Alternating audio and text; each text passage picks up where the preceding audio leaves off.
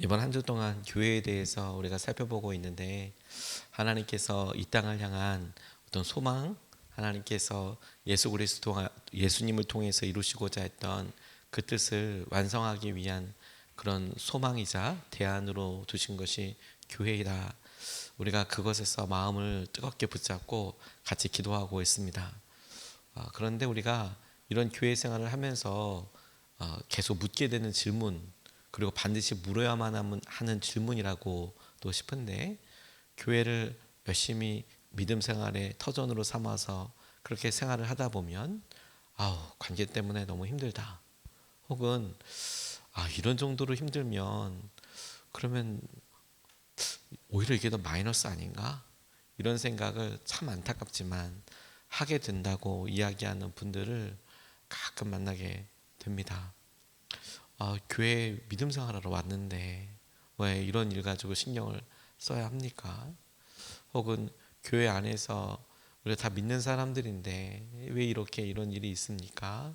이런 일들이 있게 되는데, 이 초대교회에 있었던 이 일은 우리가 교회니까 있을 수밖에 없는 여러 일들에 대한 아주 처음에 생겼던 원형 그대로의 어떤 모습이자, 우리가 이런 어려움과 아픔을 통해서도 우리의 실제로 믿음 생활에 교회를 통해서 얻게 되는 유익과 열매를 위해서 우리가 그 과정을 통과하게 되는 그 일에 무엇을 조심하고 어디에 영적인 중심이, 어디에 복음의 본질이 있는지를 살펴볼 수 있는 아주 좋은 교보제 혹은 재료가 될 수 있겠다 싶고, 오늘 이 초대교회에 있었던, 고린도 교회에 있었던 분열의 문제에 대해서 우리가 좀 같이 살펴보고 싶습니다. 저는 오늘 본문 말씀을 통해 말씀을 정할 때, 제목을 정할 때 교회니까 아프다, 이렇게 한번 제목을 정해봤습니다. 교회가 예수 그리스도의 이름으로 모였는데 그런데 아프다라는 느낌보다는 사람의 모임이니까 아프다. 교회는 사람이고 연약한 사람들이 함께하니까 아프다. 그리고 거기에 신경 조직이 다 연결되어 있으니까 당연히 아프죠. 나무를 얼기설기 끈으로 묶어 놓으면 충격은 갈 수 있지만 아프지는 않습니다. 어느 한쪽을. 하지만 생명으로 이렇게 연결되어 있으면 아픕니다.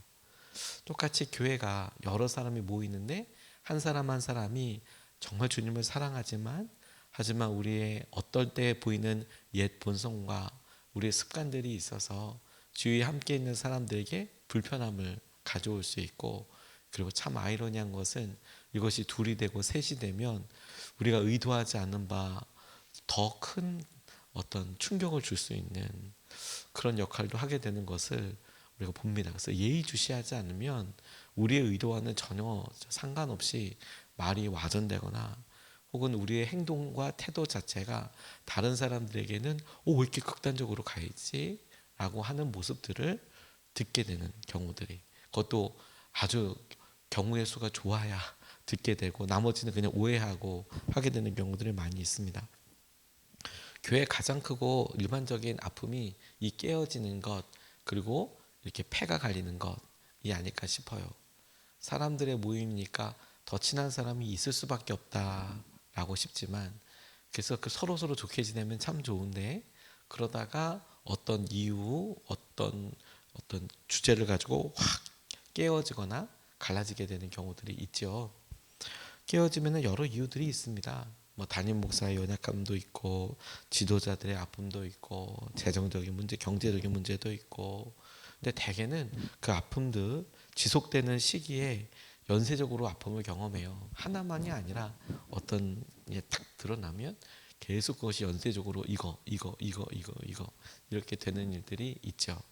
자, 저는 지금 교회의 이런 아픔에 대해서 다시 한번 전제를 말하는데, 그렇게 교회 아프니까 연약하다라는 쪽이 아니라 우리가 생명체이고 다 연결되어 있으니까 아픔은 성장과 성숙의 당연한 부분이다라는 점을 강조하고 있는 거예요.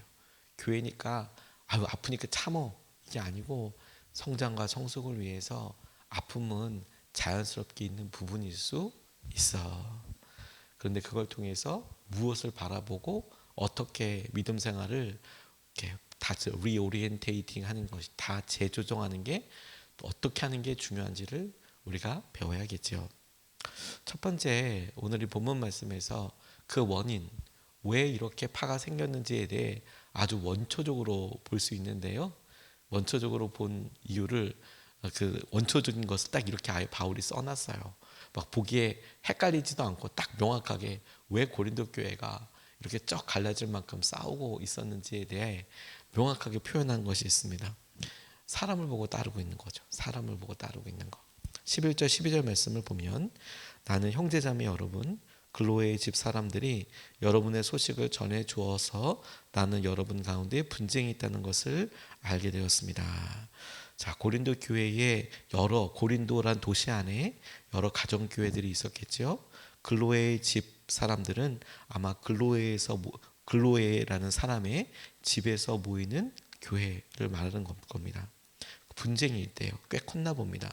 12절 말씀을 보면 다름이 아니라 여러분은 저마다 말하기를 나는 바울 편이다. 나는 아볼로 편이다. 나는 게바 편이다. 나는 그리스도 편이다 한다고 합니다. 그렇게 이야기하고 있다는 겁니다. 그리고 그 근거를 어떻게 삼느냐. 누구누구 편이다라고 이야기할 때 나는 누구를 쫓는다. 나는 누구누구를 지지한다 라는 느낌일 텐데 세례를 통해서 그렇게 생각했나 봐요.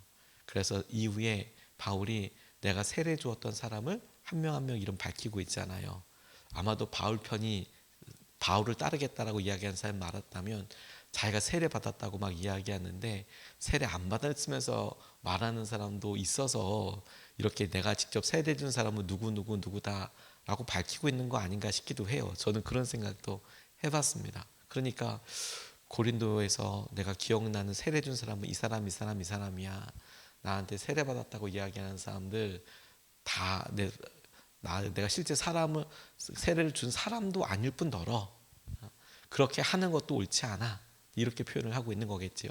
아마 다른 사람들도 바울이 이렇게 세례 준 것을 생각해서 굳이 얘기한 걸 보면 나는 베드로한테 세례를 받거나 혹은 베드로를 지지한다고 그렇게 이야기하고 있는, 또 나는 아볼로에게 세례를 받았거나 그렇게 지지한다고 보통 믿음 생활을 하고 그리고 회심하게 됐을 때 당시에 세례를 주었으니까, 그러니까 아볼로를 통해서 예수님을 만난 사람들은 아볼로에게서 세례를 받았겠죠. 근데 이 말씀에서 사실 제일 딱하여 보이고 이해 안 가는 사람은 그리스도 편이다라고 이야기하는 사람이에요. 나는 그리스도 편이다. 맥락을 봤을 때 아마도 예수님께 세례를 받았던 사람이 거기 있었을까? 이런 생각을 조심스럽게 해보기도 하고, 왜냐하면 이 사람들이 다 각각 세례를 받았다라는 직접적인 표현이 등장하진 않지만 바울이 굳이 자기가 세례를 준 사람의 이름을 언급한 것으로 보아 나는 누구누구 편이다 라고 이야기할 때 그 가장 근간이 되는 게 세례, 그리고 세례를 준 이유는 회심하게 될 때 그 공동체 안에 들어왔음을 세례로 다시 밝히게 되니까, 뭐 아볼로가 그곳에서 목회할 때 예수님을 믿게 된 사람에게 당연히 아볼로가 세례를 주었을 테니까, 베드로에게서 예루살렘에서 세례를 받은 사람이 혹여나 있었다면 흩어져서 그리로 간 사람이 있었을 수도 있을 테니까 추측할 수 있는 것이죠. 근데 그리스도 편이라고 이야기한 사람이요, 나는 예수님 편이야 이 얘기잖아요. 나는 예수님한테 세례를 받았다라고 이야기하는 것인지는 명확하지 않지만 적어도 야 이렇게 사람 싸우는 거 돼? 사람을 어떻게 얘기할 수 있어? 그리스도 예수님을 따라야지 라고 당을 짓는 사람도 있었더라. 그게 되게 안타깝죠. 그런데 이것을 가만히 보면 누구를 쫓아서 나아가느냐가 분열을 중심으로 나아가는 것이 아니고 마음속 깊숙이서부터 들어오는 이런 분열이 생기는 이유와 원인을 잘 알고 그 원인에 본질적으로 마주하는 것이 진짜 중요한 것이라고 싶어요. 이런 일이 생길 때 안타까운 것은요, 이게 당연하다고 생각하는 거예요. 교회는 분열되어 있는 것이 당연해. 그럴 수도 있어. 아니에요, 여러분. 우리가 다시 한번 교회는 아프니까 당연해. 그렇게 참아가 아니라 성장과 성숙하기 위해서 아플 때가 있을 수도 있어. 하지만 아프지 않기 위해서 조심하고 바꾸어 나가는 것이겠죠. 분열의 문제가 생길 수 있어. 계속 이렇게 생겨 아니에요. 잠시 생길 수 있지만 그것을 다시 온 몸의 사람들이 하나 되어서 오직 주님께 집중할 수 있도록 나아가게 되는 것이 바른 믿음 생활의 방향이 되는 것이죠. 그걸 위해서 다 양보하고 나아가야 될 기준이 필요한 것도 공감해야 하고요. 박보영 목사님이라는 분의 설교를 듣고 참 이렇게 은혜를 많이 받았었는데, 이분이 본인 어렸을 때 이야기를 간증하실 때 제게 너무 선명한 이런 메시지 하나가 남았어요.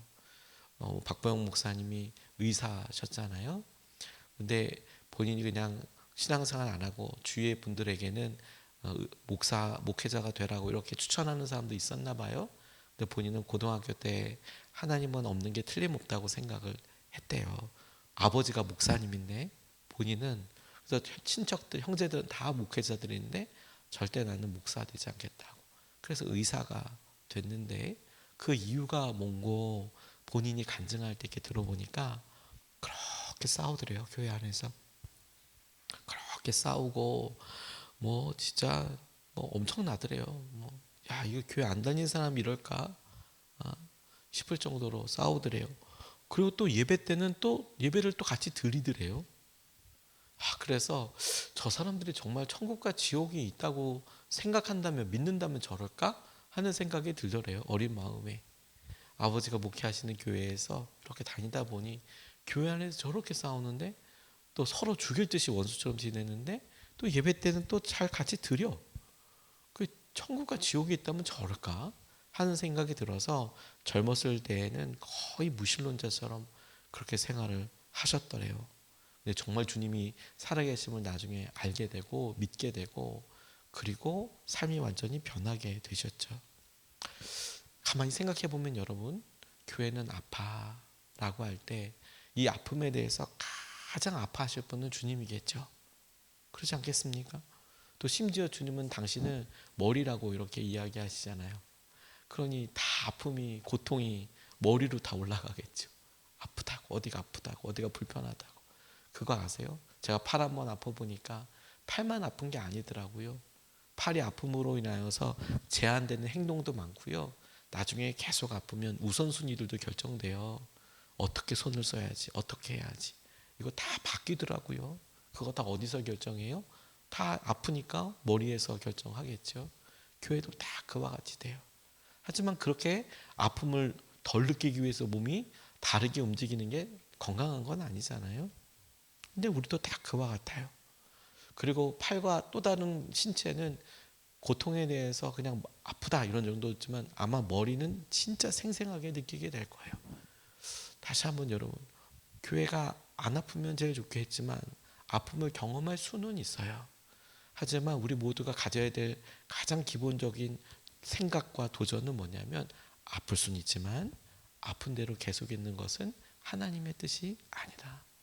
그리스도의 몸을 건강하게 유지하기 위해 나아가는 것이 너무 중요하다. 그리고 때로는 부활과도 같은 재활이 필요하다. 아프지만 때로는 시술도 해야 되고, 그래서 안 아프게 하도록 마음을 모아야 한다.